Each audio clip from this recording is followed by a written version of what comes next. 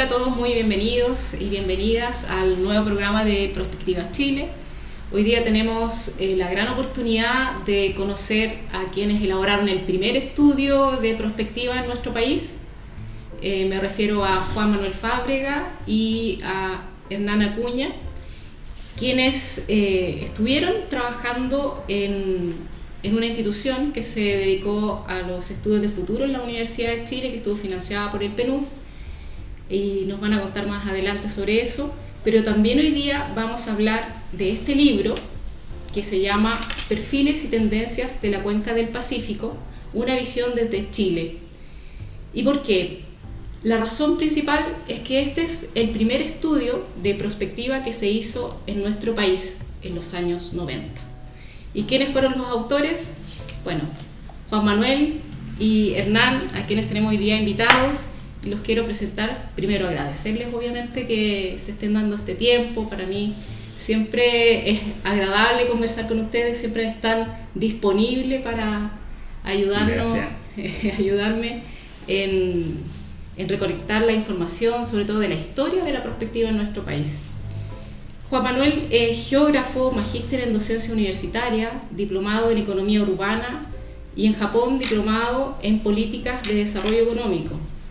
Tiene 25 años de experiencia docente en pre- y posgrado en universidades chilenas.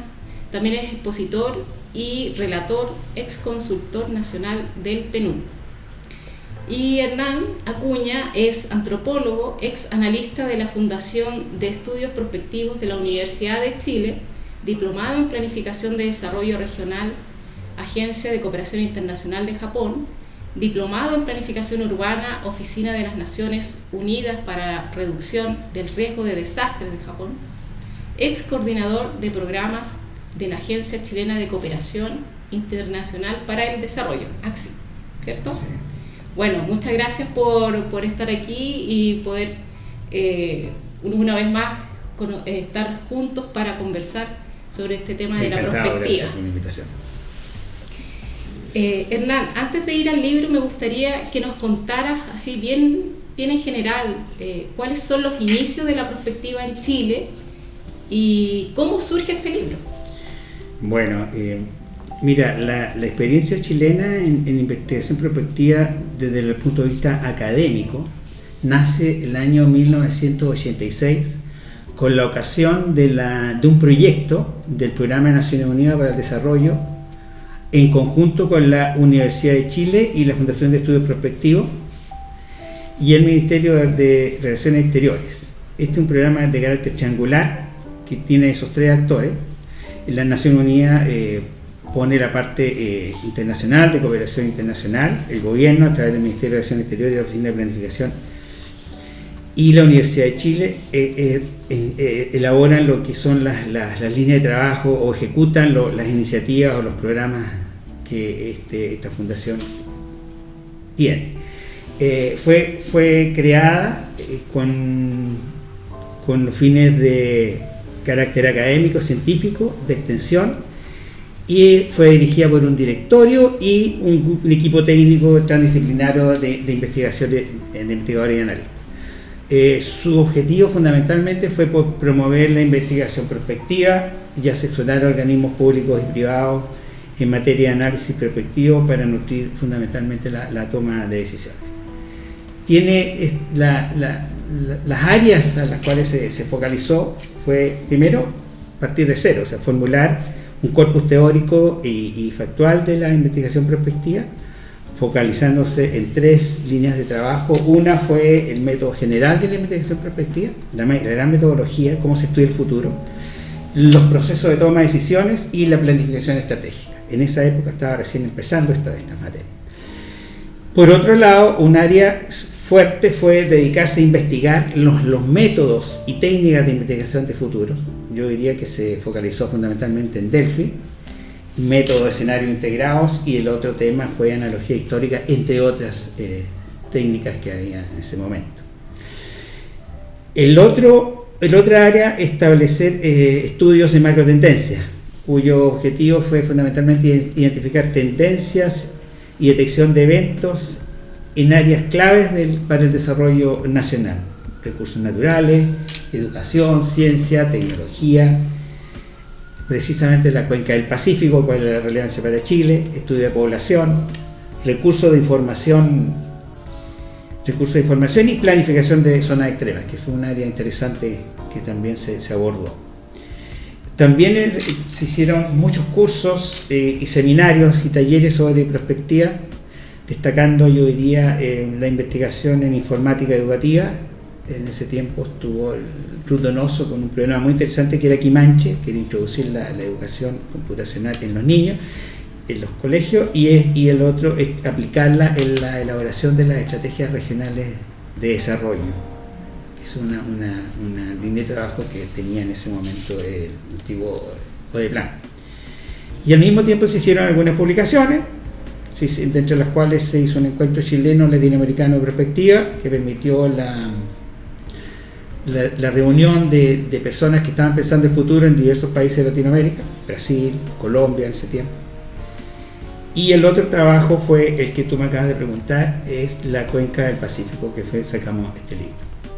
Yo diría que ese es un buen panorama para iniciar la visión de lo que es cómo se origina la perspectiva. Una de las ramas de la perspectiva, porque también otras instituciones trabajaron en otros niveles.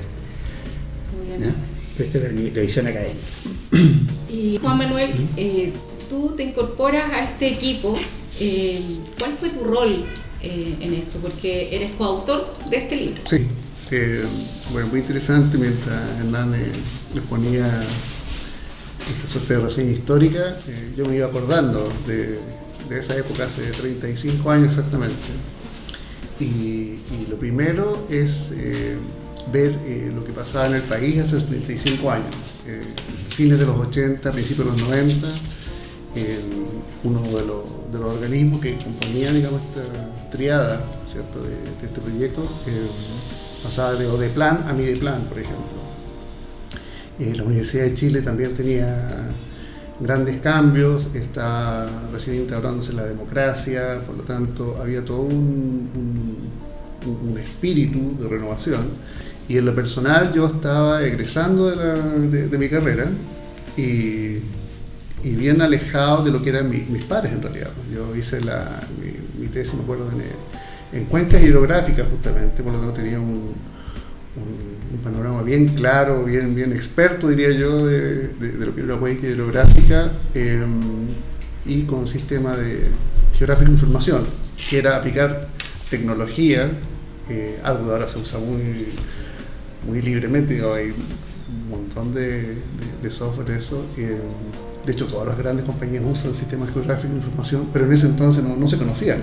Entonces, mi tesis fue justamente aplicación de sistemas geográficos de información a cuenca hidrográfica, que era ya absolutamente fuera de cualquier norma de esa época, era muy social, lo que está muy bien también, pero era distinto. Y llego a este proyecto justamente por eso, que Hernán, muchas cosas de la vida que da para otro programa a lo mejor, me dice algo de cuenca, que era una cuenca. Entonces dije, yo entusiasmado justamente por el momento que vivía, dije, yo tengo una descripción, pero precisa, exacta, lo que era una cuenca hidrográfica. Y tuvo tanto sentido para Hernán, me dijo, ¿podrías ayudarme en esta otra cosa? Y no sé si recuerdan que esto al final no era un libro, era como un gran estudio dentro de los lineamientos que mencionaba Hernán dentro de este proyecto CHI 87-085. Y fueron agregándose cosas, por ejemplo, el estilo de desarrollo que tenía Chile, con los docentes que tenía ese entonces, que llegaban también a la Universidad de Chile, que era absolutamente novedoso, muy novedoso para la época. Nosotros todavía estudiábamos en cátedra muchas carreras afines, la década perdida, la sustitución de importaciones, todo eso. Y llega este nuevo enfoque del Pacífico, lo traían los ASEAN, los NICS, de saltarse de la etapa industrial y llegar a la etapa de servicio, enfocarse que el PIB de los países se hacen ricos cuando concentran su mayor crecimiento y formación en el sector terciario, los servicios. Y bueno, Hernán conversaba esto, que al principio lo productivo, lo agrícola era el Mediterráneo, lo industrial fue el Atlántico y los servicios son el Pacífico. Entonces me hacía mucho sentido.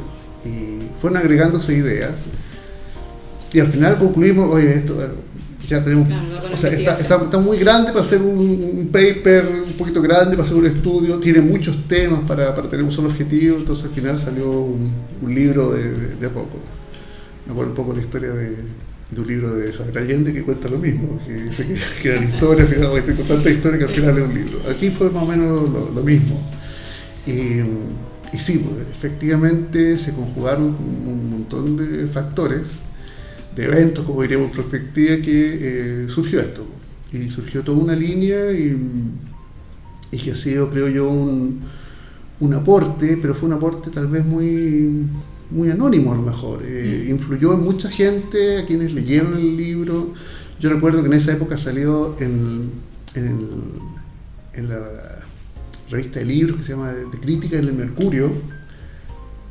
Fue criticado el libro, que decía que esos temas eran tan nuevos, tan raros en realidad, y salió otra reseña en La Época, no sé si alguno se acuerda del diario. Diario La Época. Diario La Época, que ya no existe. Ya no existe. Claro que no existe. Y bueno, yo recorté esa reseña y en algunos de los miles de cambios que he tenido en la vida se me perdieron, que lo lamento mucho, pero salían y las reseñas decía eso, oye, aquí los autores hablan con entusiasmo sobre temas que nadie habla y por lo tanto, claro, como nadie sabe el tema, ellos hablan libremente de los servicios, de puertos, de corredores transoceánicos, cosas que después fueron parte de la agenda, digamos. Tú tocaste también un tema bien interesante porque yo me metí en este tema de la prospectiva hace, no quiero decir cuánto, pero yo creo que unos 15 o 20 años ya. Este siglo. Este siglo, claro. Y llegué a ustedes porque estaba haciendo un levantamiento de la historia, ¿ya? Porque no había ningún libro que hablara sobre eso. Sí lo tenían otros países, de cómo había surgido la prospectiva. Y ahí poco a poco me fui encontrando con documentos que siempre estaban en el libro, no hay PDF de esto, está bien aislado, hay que ir a una biblioteca, y sobre todo esto que pasó con Odeplan, Mideplan, también se fueron perdiendo. Yo veo aquí otros documentos que ustedes publicaron, métodos y técnicas de investigación prospectiva para la toma de decisiones. Y el otro es de la perspectiva para el desarrollo de prospectivista. El primer encuentro chileno latinoamericano de futuristas. Y esto fue en el año 90, ¿no? ¿También? 89. Claro, 89. Entonces, se recopilaron las exposiciones que se hicieron en ese momento, ¿no? Pero que haya habido un encuentro chileno latinoamericano de futuristas ya en esa época también es rompedor, digamos, o sea, rompe los esquemas de lo que se escribe de la prospectiva en nuestro país. Entonces yo creo que es bueno rescatar esta experiencia, sobre todo porque hay materiales muy interesantes y cómo se hicieron con las herramientas de la época, ¿no es cierto? Y eso quería preguntarle, ¿cómo hicieron este método, cómo aplicaron el método Delphi, qué limitantes tuvieron? No sé, ¿quién me puede responder esa pregunta? Este libro tomó varios meses, si no más de un año tal vez, que hoy tomaría 3 meses, yo creo. De hecho, recurrir a las fuentes, por un tema de formación científica y rigurosidad peleada que tuvimos en ese entonces con Hernán, de quién dice esto tiene que ser la primera fuente. E ir a fuentes confiables, internacionales, requería recorrer muchas bibliotecas importantes de este país. Y estamos hablando de una época de, no sé, de la audiencia de este programa, de jóvenes que uno está hablando de arqueología aquí, pues uno pedía préstamos interbibliotecarios, hay que conversar con la... Esto se escribió a máquina, ¿no? No, pero era en un Macintosh. Macintosh, que ya, de los primeros, claro. Estamos hablando que Macintosh, poca gente sabía pronunciar Macintosh. claro, era mucho préstamo, mucho ver libros, mucho papel en realidad, harto papel, harto apunte, y luego tipear. Entonces, estamos hablando del año 90, o sea, 89 en realidad, 88, 89, porque se publicó en 90. Claro. Entonces, es retroceder mucho tiempo, y por lo tanto, claro, hubo un esfuerzo grande por primero acceder a fuentes confiables. Y son todas fuentes de libros exclusivos, diría yo, en ese entonces, y ahora también posiblemente. Y claro, fue un esfuerzo. Y lo otro, muchas de las ilustraciones fueron hechas por nosotros, digamos. De hecho, incluso ese mundito que aparece también lo hice a mano en una cosa que a lo mejor algunos se van a reír, en Paint, que en el fondo es una cosa que ahora uno usa para cualquier otra cosa, o sea, con todos los modelos que hoy, claro, pero para estar hecho en Paint yo creo que está bastante bueno. Por eso el valor también de lo que hicieron. Es casi un libro artesanal, diría yo. Si cabe la palabra, un libro artesanal. No está hecho, digamos, con ninguna tecnología ni de revisión, ni de edición. Fue absolutamente hecho a pulso. Lo que habla también de la época. Claro, mira, el primer mensaje que se quiso dar con ese libro, que se inspira en los efectos de la revolución científica y tecnológica que se estaba viviendo en ese momento, y cómo iba a impactar a países como Chile. Entonces, por efecto de esos cambios, verdaderos cambios que provocan las tecnologías de punta, hay un cambio de dimensionamiento precisamente del foco del foco internacional. Primero, si nos remontamos a la antigüedad clásica, ¿cuál era el mundo conocido de la antigüedad? Los romanos, los griegos, Mare Nostrum, mar Mediterráneo. Posteriormente, surge el descubrimiento de América y se abre el Pacífico como un gran espacio, el Pacífico, el Atlántico, el mundo atlántico céntrico, y se desarrolló, yo diría, hasta el año 1945, de la Segunda Guerra Mundial, y ahí recién se comienza a abrir entonces el foco de dimensionamiento hacia la cuenca del Pacífico. Como era tan grande, tan enorme, bueno, la tecnología permitió que los espacios fueran reduciéndose en forma relativa. Y se descubre que prácticamente los principales países que concentran en las tecnologías de punta dan y son ribereños a la cuenca del Pacífico. En ese momento el mundo era bipolar, ¿cierto? La relación este-oeste estaba entre Rusia y Estados Unidos. Se rompe esa relación por los efectos de la revolución científica y tecnología. Y también se rompe la relación norte-sur, países desarrollados, subdesarrollados, porque se forma un desarrollo por oleadas concéntricas que ya la vamos a relatar. Y ese cambio convierte a la cuenca del Pacífico en una poliarquía internacional, multipolar. Entonces surgen ya nuevas potencias regionales, como China, en ese tiempo era regional, claro. Australia. Hablas de Nueva Zelanda también. De Nueva Zelanda también. Se visualizaban potencias regionales en ese momento. Pero ya China ya es mundial, se evolucionó mundial. Y al otro lado, de este lado, está previsualizada también Estados Unidos, sobre todo la cuenca del Pacífico, toda la vertiente que hay en Silicon Valley, que hay acá, que son los polos se empiezan a focalizar hacia esta área. Entonces, el solo hecho de que se haya producido, por ejemplo, la relación económica norte-sur, por efecto del cambio tecnológico, se produce lo siguiente: el desarrollo se empieza a formar por oleadas concéntricas. Los grandes países concentran las tecnologías de punta, en ese tiempo la informática, robótica, nuevos materiales y otras más. Y las tecnologías tradicionales, como por ejemplo los automotriz, las fábricas de computadores, las van desplazando a otros países, y ahí aparecen los NIC, los nuevos países industrializados. Y a su vez ellos tenían todos los sectores tradicionales de agricultura, tenían la textilería, que los van desplazando hacia los países de la ASEAN en ese momento. Entonces ya se produce un conjunto de oleadas concéntricas que rompe esa relación de desarrollo y subdesarrollado, porque se amplía eso observaban ustedes. Eso fue, digamos, lo primero que se visualiza en el descubrimiento de hacer este libro. Sí, a mí me llamó mucho la atención esa parte, porque en una época Chile miraba mucho así, qué lástima que no estemos hacia el Atlántico. Y ustedes en el libro dicen, bueno, ya el Atlántico va a ir quedando atrás, hay que mirar hacia el Pacífico, o sea, Chile tiene que mirar a esos países.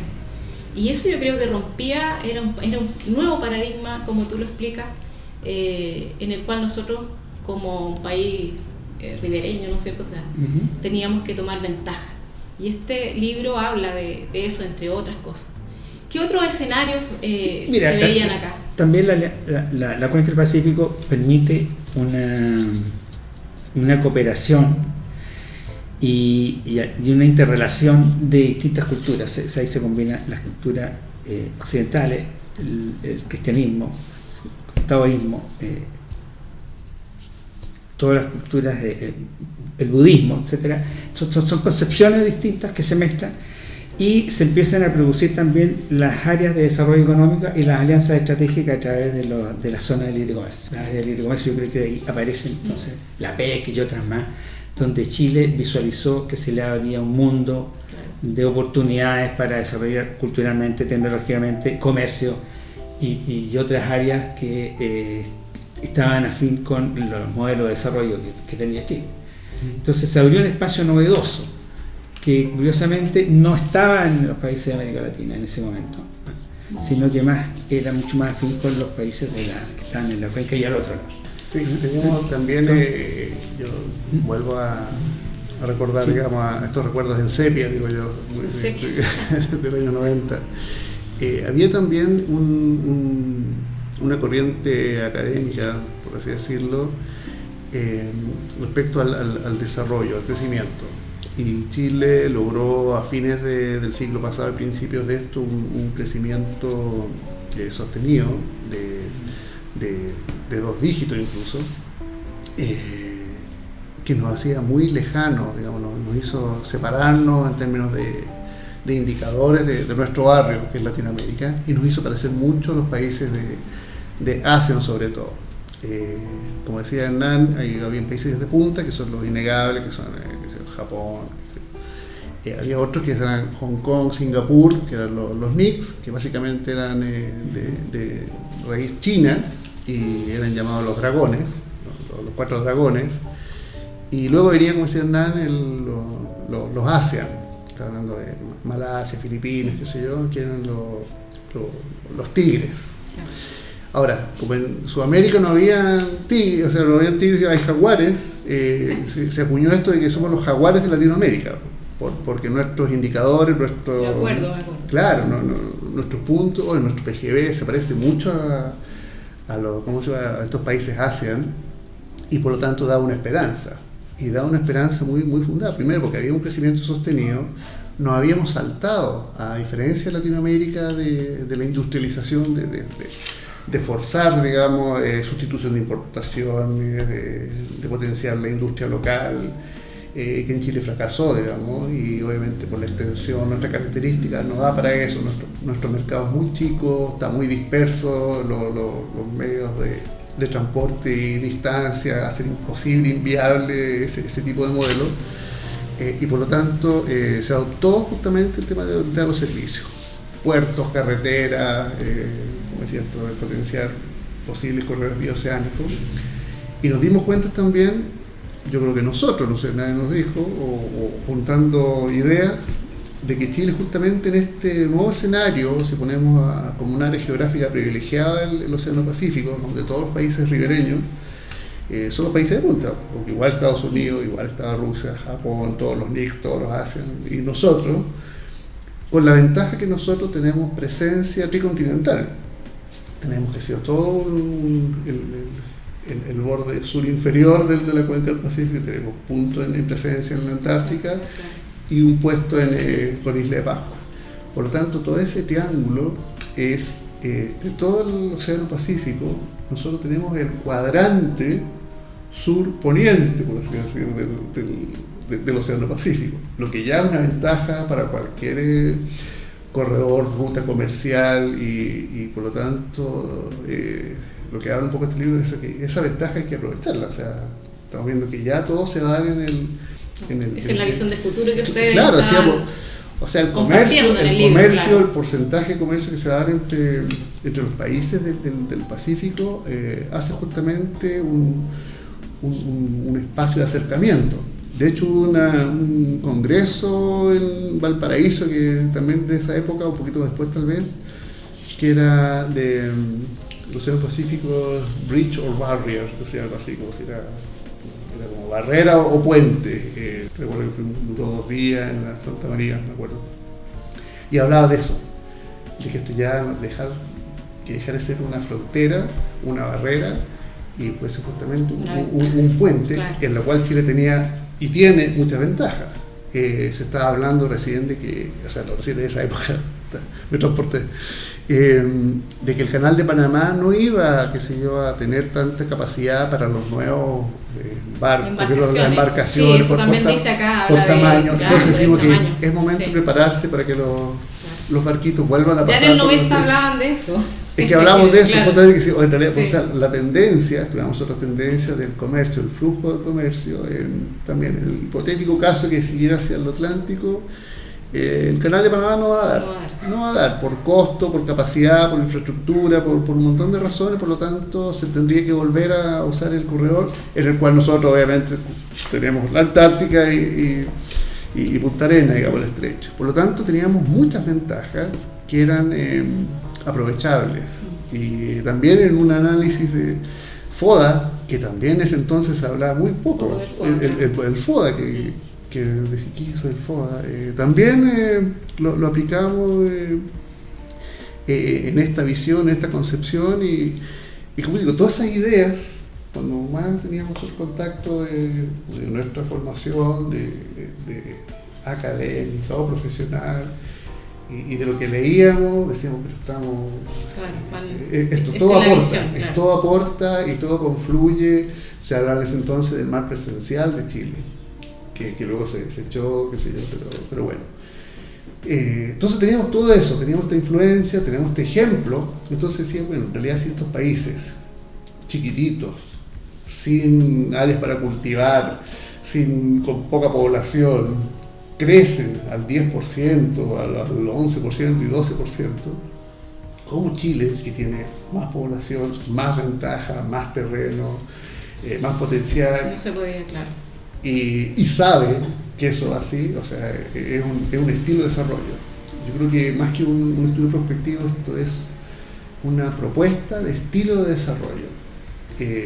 Basado en un estudio prospectivo. Basado en un estudio prospectivo, pero claro, o sea, es un estudio que proponía eso, aspiraba, y tal vez, como decía la crítica de los diarios, muy entusiastamente en esa época, pero tenía mucha base, mucho sustento académico, geográfico y político incluso. Oye, ¿qué otro escenario? Mira, pensando el futuro, siempre hay que soñarlo. Sí, pero ¿qué otro escenario había en el libro? Sí, en esa época había dos escenarios interesantes. El primero, que ya se estaba visualizando el auge por el turismo antártico. Entonces, claro, Punta Arenas estaba llamada a ser la ciudad que iba a ser abastecer todo y concentrar toda la economía que iba a permitir que llegaran los barcos a Punta Arenas, y de ahí el turismo antártico y la regla del barco y toda la infraestructura y todos los servicios adicionales que se generan con ese turismo antártico. Es una zona interesante. Entonces Punta Arenas, en vez de ser la última zona extrema sur, iba a ser un área interesante, una región interesante, un polo de desarrollo interesante. Y por otro lado, también se visualizaba en esa época que podría haber sido interesante haber unido la cuenca del Pacífico, la cuenca del Atlántico, con la cuenca del Mar del Plata, la cuenca del Amazonas, y hacer un gran corredor oceánico que iba a permitir también un flujo interesante de integración al resto del mundo, tanto el mundo Atlántico como el mundo del Pacífico, de todos estos países que están en este momento fronterizos. Brasil, Uruguay, Paraguay, Bolivia, Perú, y probablemente no tendríamos los conflictos que hay ahora si se desarrollaba eso. Yo diría que eso es importantísimo, esas visiones del corredor. Ahora actualmente ya nuevamente se retoman los corredores oceánicos, claro, pero si hubiéramos invertido en eso, habría sido interesante. Habíamos evitado quizás muchos conflictos, y habríamos estado hace 10 o 15 años atrás cuando se visualizaba acá. Y que es uno de los elementos que se visualizaron ahí. Y se hizo precisamente un estudio sobre la región extrema de Magallanes, cuál iba a ser el rol que tendría que haber tenido. Y ahí se hizo un Delphi. Sí, y hablaban de la región antártica como un centro también científico, tecnológico. Que todavía lo es. Todavía lo es, pero ya lo hablaban en los 90 ustedes aquí en este libro. Sí, claro. Bueno, la ciencia tiene otra lógica que la política. Yo hasta octavo básico pensé que Chile efectivamente tenía este triangulito con la Antártica y era chileno, y cuando decían que habían bases de otros países y siempre como, ¿por qué están en mi país? Digamos. Y claro, después uno ve el tratado y todo lo demás, y claro, se da cuenta que la Antártica es un continente muy rico y con tener presencia privilegiada como Chile, debió y aún debe ser aprovechada no por el bien del país, sino que yo digo como espacio de encuentro internacional para el progreso científico. Y por lo tanto, claro, se hablaba en ese entonces, pero no sé si no se entendía o no era relevante. Claro, la agenda era otra en realidad. Yo cuando pensé esto dije, teníamos otra agenda nosotros, como país me refiero. Y claro, todos estos temas eran muy nuevos, muy novedosos. Y de dónde salió esto, qué sé yo. Pero claro, yo creo que ahora tienen vigencia, los corredores ya son tema, el tema de cuando Chile se llenó de carreteras y de puertos y de puertos secos, tenía sentido justamente lo que se hablaba, que ese era los servicios. Los servicios es lo que da la riqueza a los países. A ver, es muy interesante porque los estudios prospectivos o los estudios de largo plazo y la planificación que uno espera y la acción, ¿no es cierto?, la implementación que uno espera que exista a partir de estos estudios, en general tienen algunos problemas cuando hay cambios de gobierno o cuando hay agendas, ¿no es cierto? Entonces yo les quería preguntar, ¿qué pasó después de este estudio? Porque ustedes entregaron esto a los gobiernos, acá aparece, ¿no es cierto?, ODEPLAN, IDEPLAN, el PNUD. ¿Se alcanzó ustedes vieron cristalizarse algo de esto? A ver, este libro era propiedad del PNUD. Eso es lo primero. O sea, nosotros no éramos los dueños del libro, que durante muchos años, mucho tiempo fue persona que conocí, sabía de esto. Me decían o recomendaban, oye, imprime más, qué sé yo, y véndelo. Digo, no, eso no puede ser. Este era un producto, primero era un proyecto y obviamente era del PNUD, por lo tanto no éramos dueños del libro. Sí éramos los autores del estudio y digamos, de la publicación, por así decir. Eso es lo primero. Recuerdo que en esa oportunidad se hizo una entrega a actores clave que nosotros consideramos, que era todo el parlamento, me acuerdo, rectores, toda la gente que tomaba decisiones. Que ya debe estar jubilado. Y claro, en el mejor de los casos, digo, de estar jubilado. Pero claro, era además una edición limitada, digamos. Este es de los pocos ejemplares, digamos, que era tuyo. Claro, y por lo tanto, si yo lo tengo, claro, y claro, o sea, no teníamos eso. Ahora, yo tengo la esperanza de que a lo mejor no reconocidamente, pero sí influenció a muchas personas que tomaban algunas de estas ideas, algunas de las muchas que tiene el libro. Claro. Y yo tengo la esperanza y a esta altura quiero ser feliz con eso, de que influenció mucho de las cosas buenas que se hicieron a ese aspecto, de dar un vuelco, de abandonar la idea de que la industrialización era una buena idea, de orientarse hacia los servicios, que una actividad económica, o sea, la actividad económica más rentable, y porque en el fondo eso significa el desarrollo de un país. Un país crece cuando crece el empleo, la producción, y la producción tiene que ser en cosas rentables, ¿no? Por lo tanto, Eso yo creo que es una experiencia que no podría probarla, digamos, que como dice alguien, no tengo pruebas pero no tengo dudas, y posiblemente sí influenció a mucha gente, a lo mejor no lo va a reconocer nunca, a lo mejor copió alguna cosa textual, pero sí, yo creo que algo, porque muchas de las cosas que nosotros decíamos como muy entusiastas, como nos decían, la vimos después, como temas, como la cuenca del Pacífico. Luego se hicieron aparecieron muchas instituciones incluso de la cuenca del Pacífico, y yo decía, oye, pues esa cosa, claro, indirectamente, claro, va quedando en el inconsciente exactamente, y todo el mundo personas, habla abiertamente de la cuenca del Pacífico y la cuenca, claro, tenía, justamente cuando empezó a tener valor, como decían Hernán, países como Japón, y sí, pues, ya fue mencionado en esa época. Bueno, y hoy existe la Alianza del Pacífico. Claro. Perú, México, Chile y Colombia, que es un tremendo espacio, muy potente, un espacio de desarrollo integral desde el punto de vista social, económico, privado, y se realizan muchas cosas en ese espacio de discusión que existe entre los cuatro países. Mira, yo diría que otro tema interesante que surge del libro es que, derivado de que hay 5.000 kilómetros de costa, en Chile se empezaron a realizar las estrategias regionales de planificación regional con la óptica prospectiva y FOA. Entonces, fundamentalmente identificar cuál es la vocación productiva que tenían las regiones y invertir en capital y recursos humanos para desarrollar esos sectores. Entonces, cada región tenía su vocación, y siempre mirando también hacia el Océano Pacífico, lo demás era la muralla de la cordillera.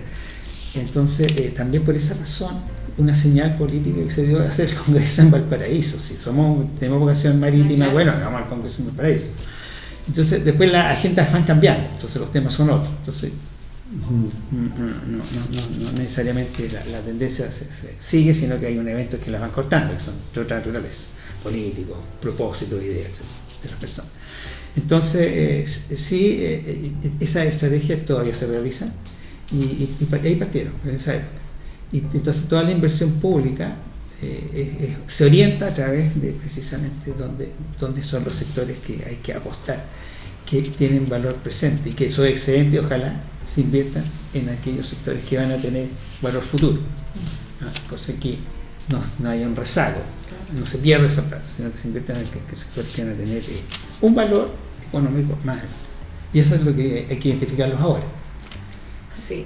Bueno, para ir terminando la conversación que tenemos hoy día, me gustaría preguntarles cuál es el valor que ustedes vieron en esta entrega, en este documento, en la perspectiva específicamente.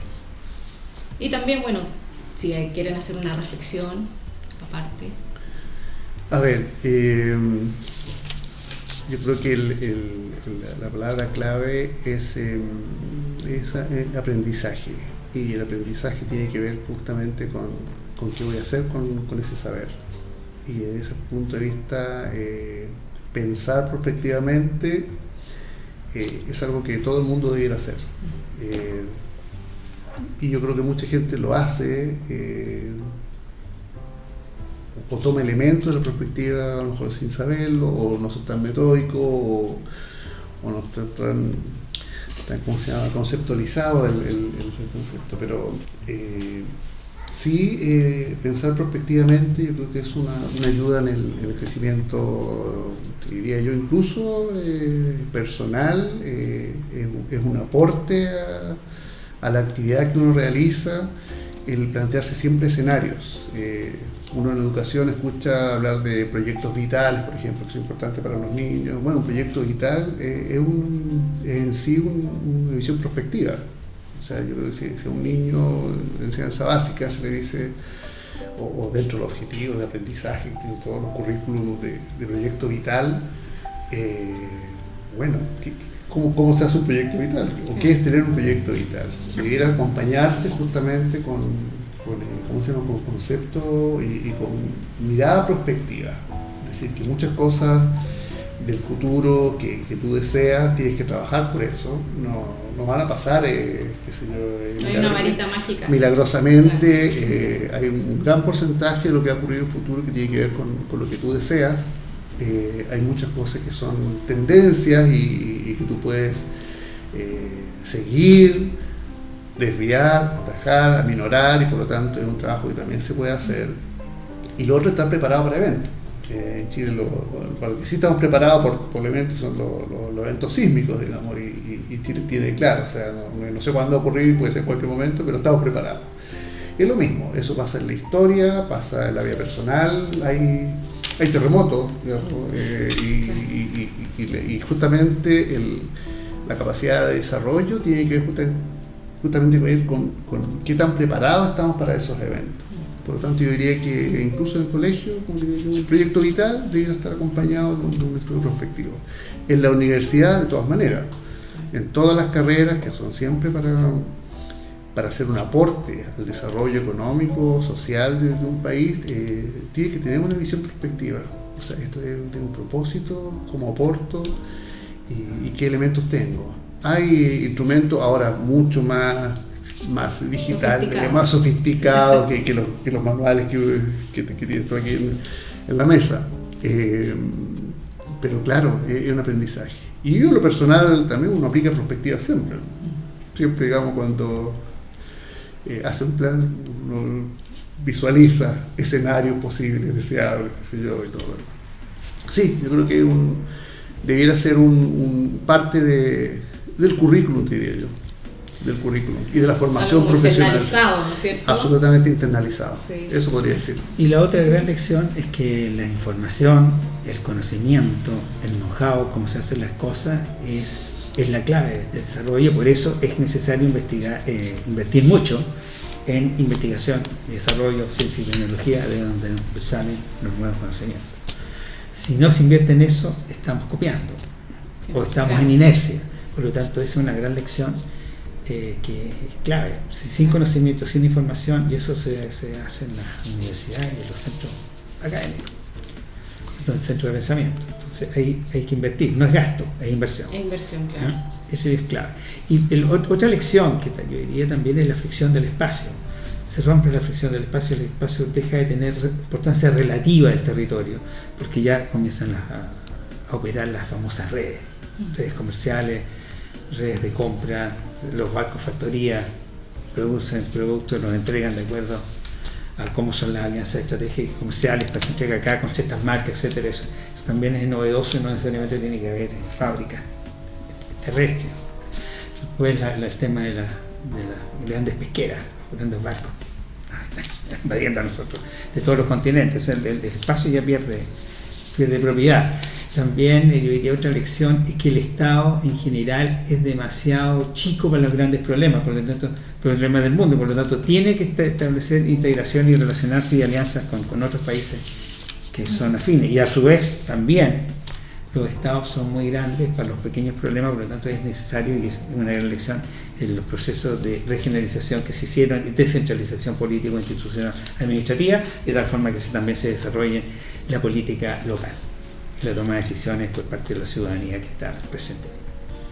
Es un elemento que hay que desarrollar también fuerte, porque hay que capitalizar con nuestros municipios, nuestros gobiernos regionales, con cuadros técnicos más potentes.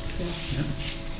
Bueno, como siempre les doy las gracias por su tiempo. Siempre aprendo, siempre aprendo algo nuevo, así que muchas gracias. Ha sido siempre muy generoso y yo eso lo quiero recalcar. Gracias a ustedes, como dije, pude hacer este libro que también quiero mostrar Prospectiva y partidos políticos, escenarios para los próximos 15 años, que fue en el 2012. Vos fuiste pionera. Claro, hice un estudio aquí, claro, de los escenarios futuros de los partidos políticos. ¿Se cumplieron? Sí, y eso es una pena, porque cuando uno hace prospectiva, no es para que se cumplan, o sea, porque a veces tenemos escenarios que nosotros no queremos. Y aquí habían varios que no queríamos. Claro, y se cumplieron todos. O sea, debería haber habido una gestión en base a esta información, lo mismo que pasó con esto. Claro. Una gestión para que no suceda o para que suceda, ¿no es cierto? Claro. Entonces, aquí se encuentran las entrevistas que yo les hice en esos minutos. Y bueno, muchas gracias por... A ti por los recuerdos, por los gratos recuerdos. La prehistoria de la perspectiva. La prehistoria de la Arqueología, perspectiva arqueología, en Chile, perspectiva. claro. Y los invitamos a suscribirse al canal para que sigamos explorando todo este mundo de la perspectiva y nos vemos en un próximo capítulo. Muchas gracias por la invitación. Gracias. Gracias.